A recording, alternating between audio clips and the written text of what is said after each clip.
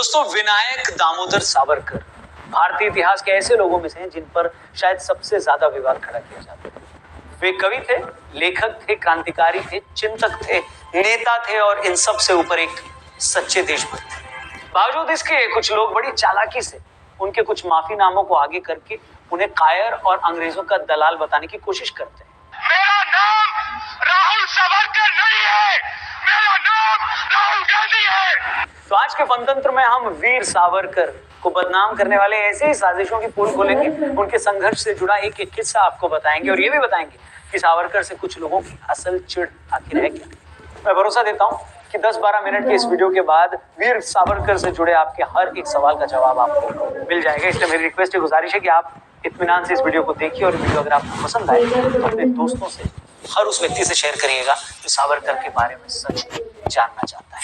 दोस्तों, सावरकर विरोधी उनके विरोध में मुख्य तौर पर 3 बातें कहते हैं। उनकी पहली शिकायत तो ये कि सावरकर सच्चे क्रांतिकारी नहीं, उन्होंने खुद की रिहाई के लिए अंग्रेजी हुकूमत को 6 बार खत लिखे। ये भी कहा जाता है कि गांधी जी की हत्या की साजिश में सावरकर शामिल थे। और तीसरा कि आज देश में हिंदुत्व की राजनीति हो रही है तो वो वीर सावरकर और इसी बेस पर बहुत से लोग उन्हें सांप्रदायिक भी कहते हैं। तो आज के कार्यक्रम में, आज के इस वीडियो में हम इन्हीं तीनों आरोपों का एक एक जवाब देने की कोशिश करेंगे।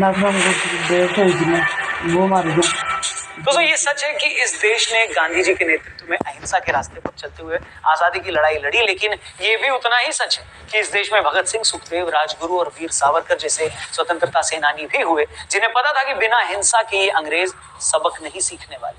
वीर सावरकर ने भी इसी रास्ते पर चलते हुए अपने शुरुआती दौर में अंग्रेजों को सबक सिखाया। इससे पहले कि हम उनके अंडमान जेल जाने और उनके माफीनामे पर आए, आपको उससे पहले की कुछ घटनाएं बता देते हैं। ये बात है साल 1909 की। तारीख थी 1 जुलाई। भारत के क्रांतिकारी मदन लाल ढींगरा जी ने लंदन में अंग्रेज अधिकारी सर विलियम हट वायली की दिन दहाड़े हत्या कर दी। मदन लाल ये कहते हुए हत्या उन्होंने करी कि अंग्रेजी हुकूमत के जरिए ये लोग भारत में भारतीयों पर जुल्म ढा रहे हैं। कहते हैं पहली बार उस हत्याकांड में भी वीर सावरकर का नाम आया था। कहा गया कि हत्या के लिए हथियार मुहैया करवाने में उनकी भूमिका थी, मगर उनके खिलाफ कोई सबूत न मिलने पर उन पर कोई कार्रवाई नहीं की गई। उसी साल 1909 में ही अंग्रेजी सरकार के खिलाफ चीजें छापने के बाद जब वीर सावरकर के भाई गणेश सावरकर को उम्र कैद की सजा हुई तो इससे उनके समर्थक इस पर भड़क गए। इसका बदला लेने के लिए अनंत लक्ष्मण कन्हेरे नाम के क्रांतिकारी ने नासिक के डिस्ट्रिक्ट मजिस्ट्रेट जैक्सन को मौत के घाट उतार दिया, जिसके बाद अनंत लक्ष्मण के कुछ साथियों को गिरफ्तार किया गया। उनके ठिकानों पर छापेमारी की गई। इसी छापेमारी में और इसी कार्रवाई में कुछ ऐसी चीजें मिली जिससे यह पता लग गया कि हत्या में शामिल हथियार को विनायक दामोदर सावरकर नाम के युवक ने लंदन से भेजा था, जिसके बाद टेलीग्राम करके इसकी जानकारी लंदन पुलिस को दी गई और सावरकर को गिरफ्तार कर भारत लाया गया। मगर सावरकर इससे भी हार मानने वाले नहीं थे। जिस समुद्री जहाज से उन्हें लाया जा रहा था वो वहां से भी गार्ड्स को चकमा देकर भाग गए। कई मील तैरते हुए किनारे पर आए, मगर किनारे पर आकर जख्मी हो गए और उसके बाद वो पकड़े गए। जैक्सन की हत्या में शामिल होने के जुर्म में सावरकर और कुछ और लोगों को काला पानी की सजा देते हुए अंडमान की जेल में भेज दिया गया, जहां वो 9 साल और पूरे 10 महीने जेल में रहे। उन्हें 25-25 साल की 2 सजाएं सुनाई गई। वहां उन्हें 52 नंबर कोठरी में रखा गया। उस वक्त अंडमान के रास्ते उबड़ खाबड़ थे। अंग्रेज अधिकारी बग्घी में चलते थे। सावरकर जैसे राजनीतिक अपराधी इन बग्घियों को हाथ से खींचते थे। खराब रास्ता होने के कारण वो जख्मी भी हो जाते थे। सावरकर पर इतिहास लिखने वाले बताते हैं कि जिस कोठरी में उन्हें रखा गया, उन्हें उस कोठरी में मल और शौच त्यागने को भी कहा जाता था। कभी कभी हथकड़ी लगाकर सिर्फ खड़े रहने को कहा जाता था। उन्हें कुनैन दी जाती थी जिससे उन्हें चक्कर आते थे।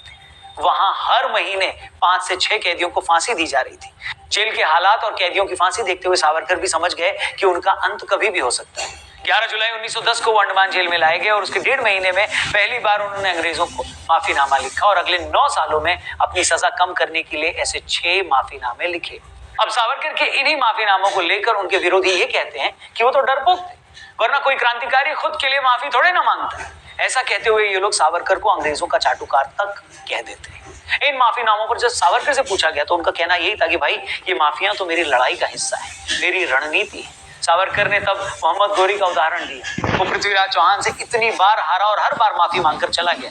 गौरी के से जब इस पर पूछा गया कि वो हर बार माफी क्यों मांगता है तो उसका यही कहना था कि अगली बार मैं ज्यादा तैयारी से आ सकूं और इसे हरा सकूं। और मुझे लगता है कि माफी मांगने के पीछे सावरकर की जो दलील थी कि उनकी माफी मांगना उनकी रणनीति का हिस्सा थी। इसके बाद कहने सुनने को कुछ बच नहीं जाता और हमें इसे उसी तरह से लेना चाहिए। अगर वो डरपोक होते, यातनाओं से डरते, तो आप खुद ही बताइए कि वो तो इंग्लैंड में रहते हुए अच्छी भली जिंदगी जी रहे थे, तो आखिर उन्हें जरूरत ही क्या थी कि पहले वहां अंग्रेज अधिकारी की हत्या में शामिल होते हैं, फिर वहीं रहते हुए भारत में हथियार पहुंचाकर एक और अंग्रेज अधिकारी की हत्या करते हैं, वो भी तब जब पता था कि ऐसे मामलों में पकड़े जाने पर फांसी मिलना तय है। आप खुद से पूछिए, क्या फांसी या मौत से डरने वाला शख्स ये करेगा? यहाँ बस में दो गुंडे एक लड़की को छेड़ रहे होते हैं तो पूरी बस चुपचाप खड़े होकर तमाशा देखती है कि भैया ये दो गुंडों से पंगा कौन ले। और उस वक्त 22-25 साल का एक लड़का इंग्लैंड में रहकर अंग्रेजों से पंगा ले रहा था, तो आपको लगता है वो डरपोक था? कुछ तो समझ के बोलो। और अंडमान जेल में जुल्म सहने वाले सावरकर अपने परिवार से अकेले नहीं थे। सावरकर ही नहीं, उनके बाकी के दो भाई गणेश और नारायण सावरकर भी उनके साथ उस वक्त की सबसे खतरनाक जेल अंडमान जेल में उनके साथ बंद थे।